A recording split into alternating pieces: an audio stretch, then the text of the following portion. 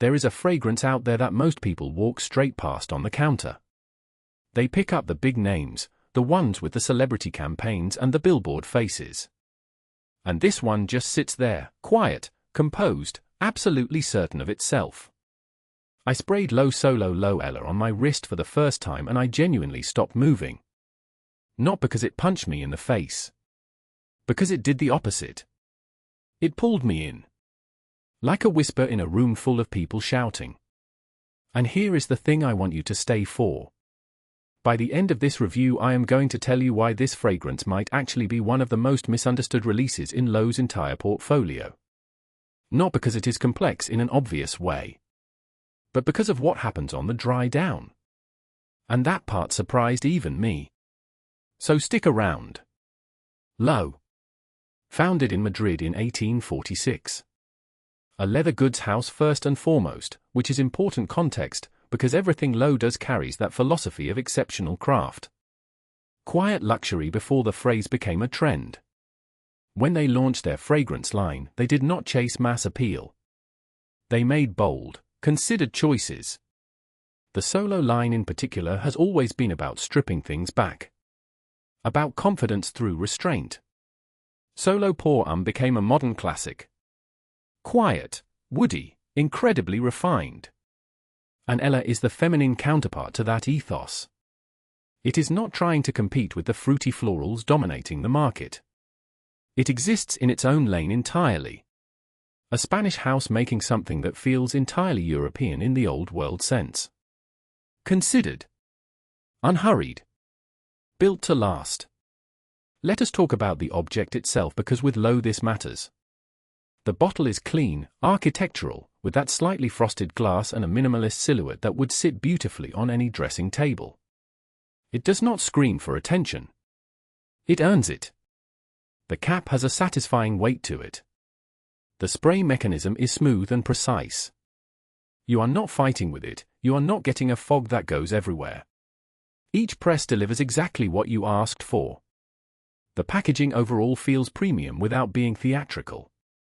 There is no unnecessary foil, no excessive tissue paper drama. Just a well-made box around a well-made bottle. And honestly, that restraint tells you everything about the fragrance inside. This is not a perfume that wants to impress you with spectacle. It wants to impress you with substance. Does it belong on display? Absolutely yes. It would look at home next to the finest niche bottles you own. Okay. First spray. This is the moment. And I have to be honest with you, the opening of Ella is not a fireworks display. If you are coming from heavy gourmands or those enormous synthetic ouds that announce themselves from 10 feet away, this might underwhelm you in the first 60 seconds. But give it 30 seconds more.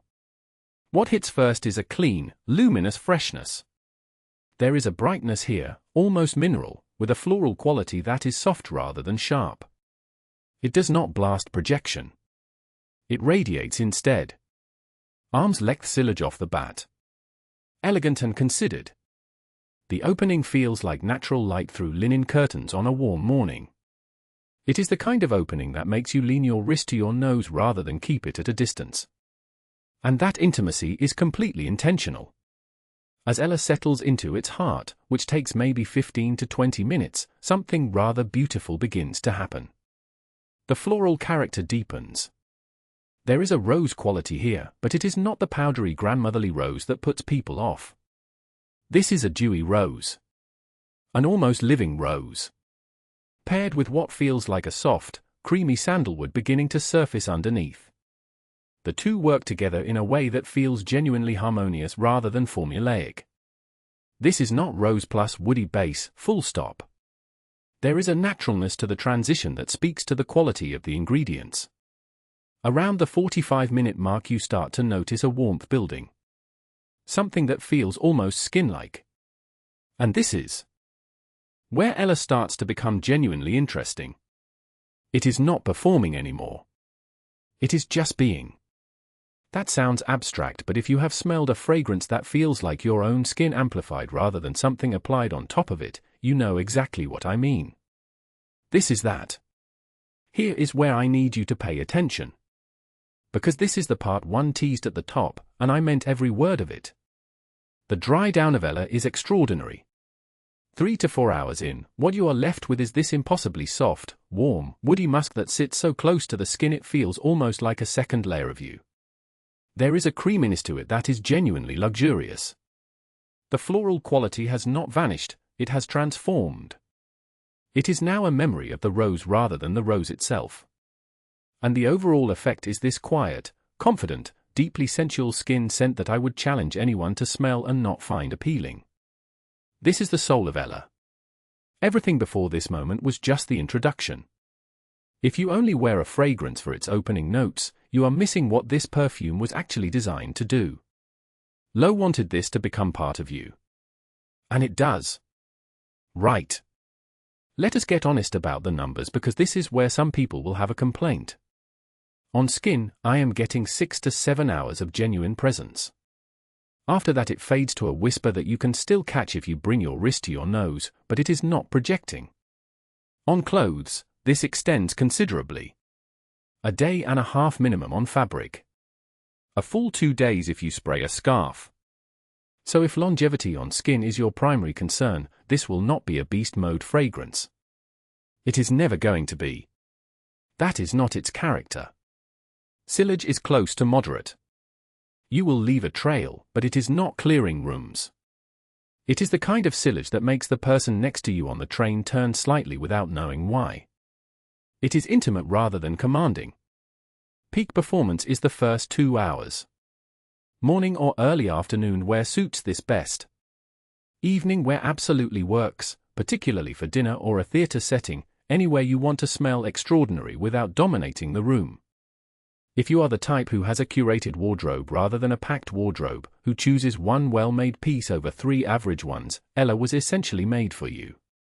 If you appreciate understated elegance, if your style icons are Kate Blanchett rather than reality television, if you read a menu and choose the dish you actually want rather than the most expensive one, this is your fragrance.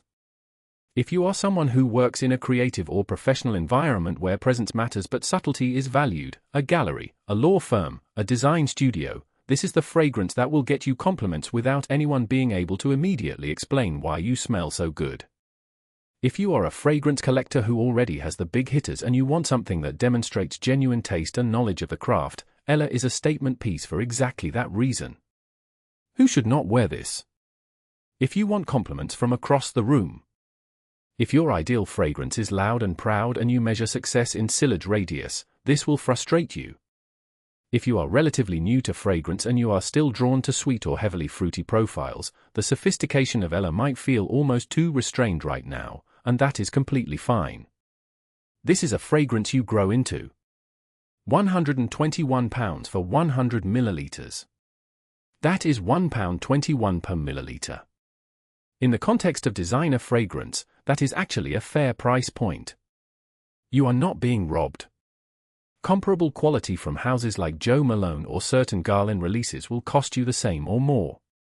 The question is whether the liquid justifies that spend. And my honest answer is yes, but with a caveat.